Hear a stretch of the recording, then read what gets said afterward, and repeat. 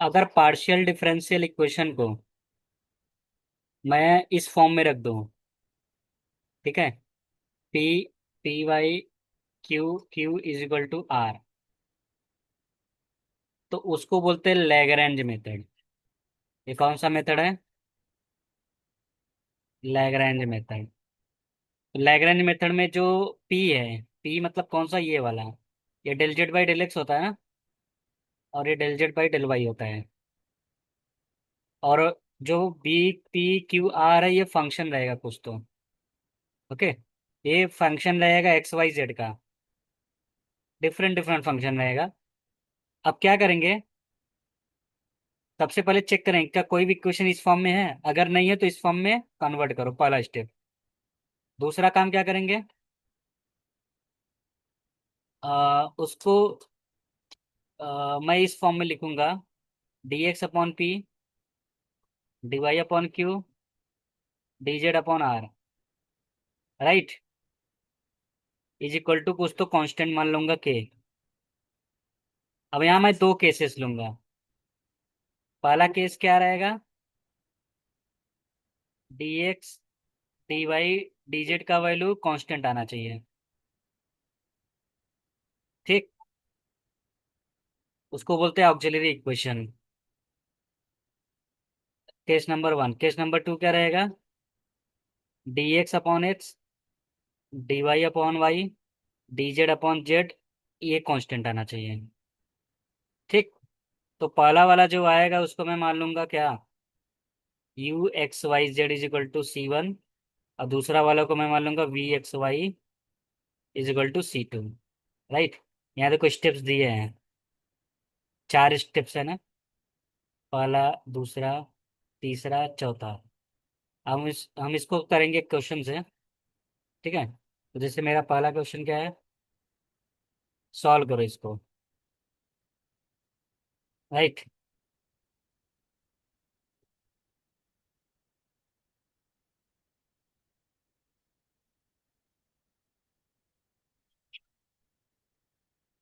ठीक है, हमारा पहला क्वेश्चन यही है,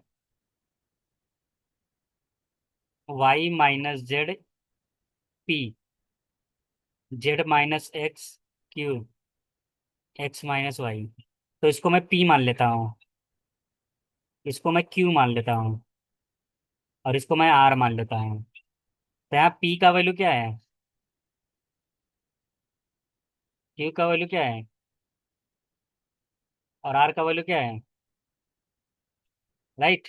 तो पी क्यू मिल गया ना। ओके, ऑक्सिलरी इक्वेशन क्या हो जाएगा,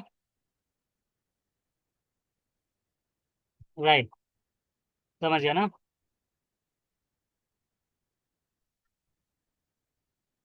Okay. तो ऑक्सिलरी इक्वेशन में लिख लेता हूँ, D X upon P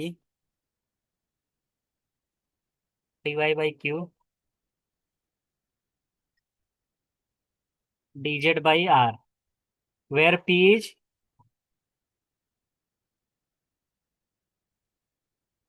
Z minus x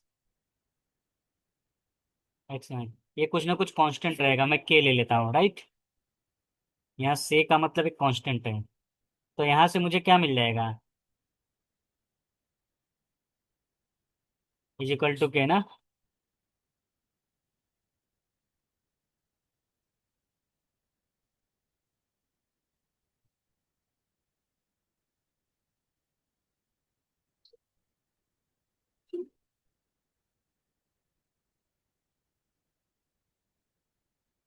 is equal to के, राइट।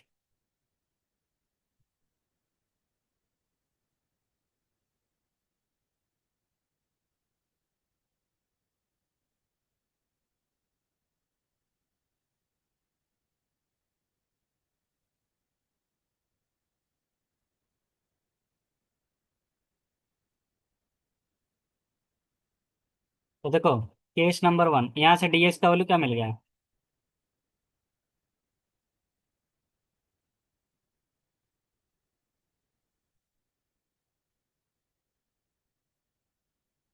राइट। तो केस नंबर वन,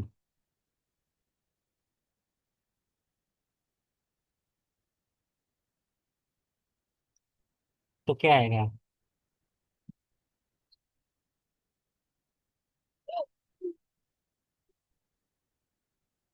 तो जब ब्रैकेट ओपन करो तो के वाई माइनस के वाई कैंसिल ना, तो क्या आ रहा है, जीरो आ रहा है ना। सब कैंसिल हो जाएगा, राइट। तो लास्ट में क्या करते हैं, इंटीग्रेट, राइट ना। तो मैं यहाँ नहीं करता हूँ, नेक्स्ट वाले स्टेप में करता हूँ।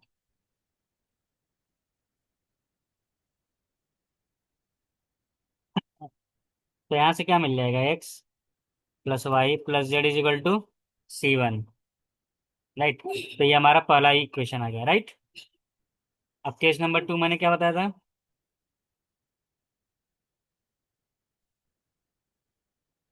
हाँ, मल्टीप्लाई करने के बाद करते हैं, राइट। तो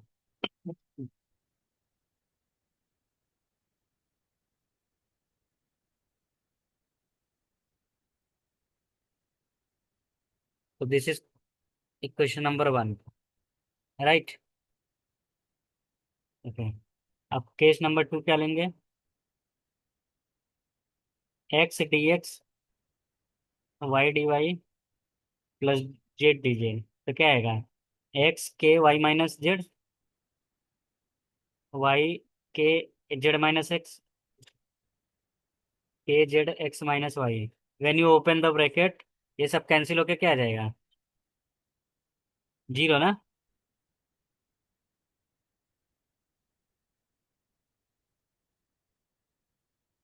फिर लास्ट में क्या करते हैं, इंटीग्रेट। तो यहाँ क्या आएगा,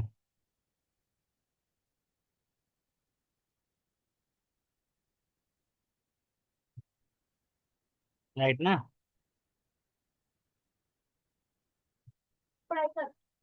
तो इसको मैं दूसरा मान लेता हूँ, राइट। ओके। हम एक काम और कर सकते हैं, ये जो 2 है इसको इधर भेज सकते हैं, right, because this is constant. तो हमें पहला इक्वेशन दूसरा इक्वेशन सोल्यूशन क्या हो जाएगा, C1 C2 is equal to 0। तो यहाँ लिखेंगे यू, पहला इक्वेशन क्या है,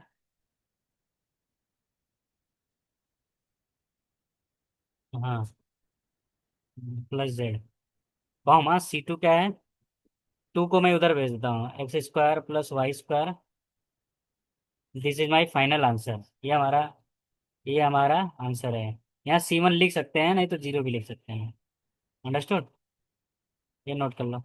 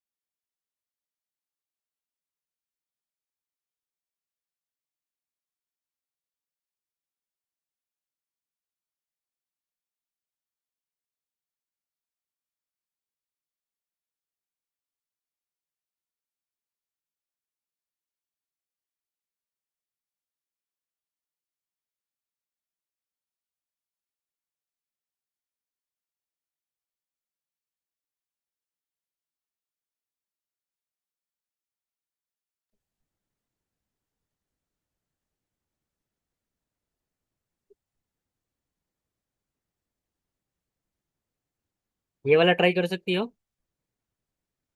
करो।